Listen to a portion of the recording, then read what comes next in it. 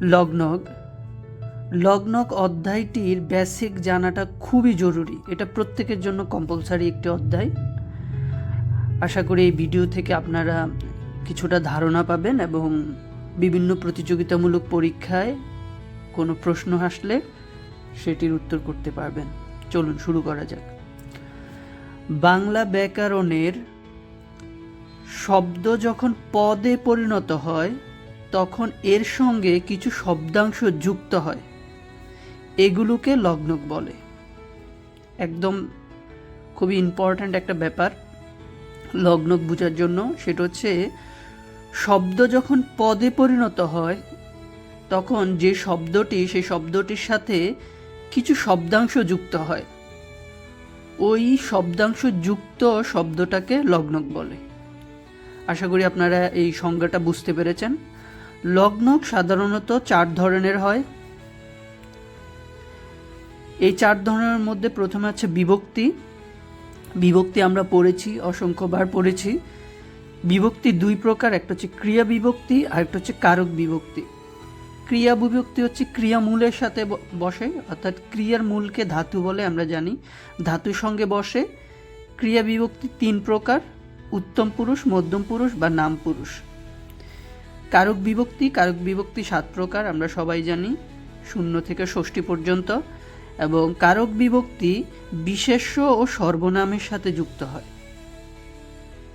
খুবই গুরুত্বপূর্ণ একটি তথ্য, বিশেষ্য ও সর্বনামের সাথে কারক বিভক্তি যুক্ত হয় এবং এটি 7 প্রকার, 0 থেকে ষষ্ঠী পর্যন্ত। দ্বিতীয় ধরনের লগ্নক হচ্ছে নির্দেশক। নির্দেশকগুলো আমরা কি টিটা, খানাখানি ইত্যাদি, এগুলা টিটা, খানাখানি, অর্থাৎ নির্দিষ্ট করে যেই শব্দাংশটুকু, সেটা হচ্ছে নির্দেশক লগ্নক। এরপরে আছে বচন। বচনও আমরা অসংখ্যবার পড়েছি সবাই। বচন 2 প্রকার, এক বচন, বহু বচন। অর্থাৎ এটা সংখ্যার পরিমাপ। বচনটা হচ্ছে মূলত সংখ্যার পরিমাপ, একটি বোঝাচ্ছে না অনেকগুলো বোঝাচ্ছে, এরকম। বলক 4 নাম্বার যেই লগ্নক, সেটা হচ্ছে বলক। বলক হচ্ছে যেই শব্দাংশটুকু শব্দের মধ্যে জোর দেয়, হ্যাঁ, সেটাই। এটি সাধারণত ই এবং ও যুক্ত করে শব্দের শেষে। তখনই, এখন